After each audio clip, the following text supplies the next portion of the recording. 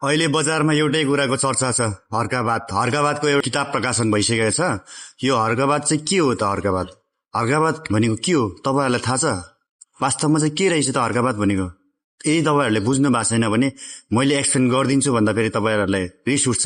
हर्काबाद भनेको के रहेछ भनेर नजिकबाट निहालेको एकजना भाइ छ, उहाँको मुखबाट सुनौँ हर्काबाद भनेको के हो त? वास्तवमा हर्काबाद के हो?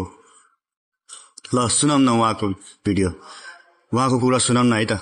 भिडियो अन्तिमसम्म हेर्नु होला। हर्काबाद भनेको के रहेछ तपाईँहरूले पनि जान्नुहुनेछ, आउनुहुनेछ। प्रकारको वादलाई चाहिँ हर्कवाद भनिन्छ। हर्कवाद भनेको त्यसैले भनिन्छ जसलाई आफूले गर्दा सही अर्थात् हर्क साम्पाङ र हर्क साम्पाङको टिमले गर्दाखेरि सही र अरूले गर्दा गलत हुन्छ, गलत साबित गर्न पुग्छ, त्यसैलाई हर्कवाद भनिन्छ। काम एउटै, योजना एउटै, नियत एउटै, तर पनि हर्क साम्पाङ र हर्क साम्पाङको टिम बाहेक अरूले गर्यो भने त्यो गलत हुन्छ, गलत हुन पुग्छ, त्यसैलाई भनिन्छ हर्कवाद। हर्कवादको परिभाषा एउटा मात्रै होइन, हजारौं छन्, सयौं छन्, त्यही भएर अन्तिमसम्म हेर्नु होला। जुन वादले हर्क साम्पाङको बाहेक अरूको जात, धर्म, संस्कार, संस्कृति, रीतिरिवाज, बौद्धिकता, क्षमता, योग्यता, विचार अनि विवेकलाई स्वीकार गर्दैन, आफू एक्लै स्वयं हर्क साम्पाङलाई मात्रै सर्वे सर्व ठान्छ र सर्वे सर्व बनाउन खोज्छ, हो त्यसैले भनिन्छ हर्कवाद। जुन वादले आफूले गर्दाखेरि अपराधलाई पनि राम्रो काम, सही निर्णय हुन्छ अनि फेरि अरूले गर्दाखेरि राम्रो कामलाई पनि अपराध ठान्छ, त्यसैलाई भनिन्छ हर्कवाद। उदाहरणको लागि पहिला हर्क साम्पाङले मेयर हुँदाखेरि अर्काको निजी जग्गामा गएर बिरुवा रोपेर बिरुवा उखेलेर फाल्छु भन्दाखेरि निजी जग्गा जमिनको आफ्नै निजी घरलाई पनि भत्काइदिने धम्की दिएको थियो। त्यति बेला त्यसलाई पनि सही ठान्थ्यो। तर अहिले बालेन सरकारले वर्षौंदेखि सुकुम्बासीको नाममा विभिन्न खालका हुकुमबासीहरूले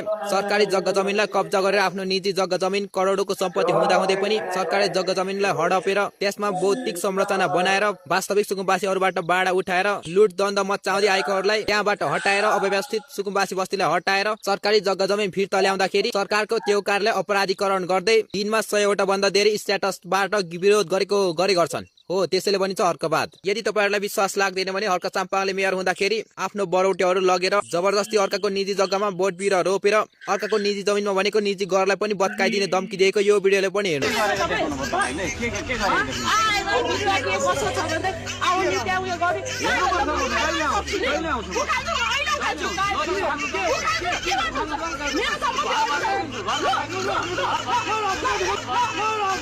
हेर्नुभयो अनि सुन्नुभयो, हो यसैले भनिन्छ हर्कवाद। जसले विकासको नाममा अरूलाई फ्रीमा काम गर्न लगाउँछ, जसले विकासको नाममा सर्वसाधारण जनतासँग फेसबुकमा क्यूआर राखेर पैसा माग्छ अनि त्यो पैसाले फ्रीमा काम गर्न लगाएर दिउँसो खाजा दिन्छ अनि त्यस पछाडि आफू पनि मेयर हुँदा मेयरबाट र सांसद हुँदाखेरि सांसदबाट त्यहाँबाट तलब लिन्छ, अरूलाई चाहिँ फ्रीमा काम गर्न लगाउँछ, ठुलो नारा दिन्छ, अर्काको पैसाबाट अरूलाई नै काम गर्न लगाउँछ अनि नाम चाहिँ आफ्नो राख्छ, हो त्यसैले भनिन्छ हर्क साम्पाङको हर्कवाद। आफू चाहिँ सरकारबाट पनि तलब सेवा सुविधा लिन्छ अनि त्यस पछाडि अरूलाई चाहिँ फ्रीमा निशुल्क काम गर्न लगाउँछ, अरूबाट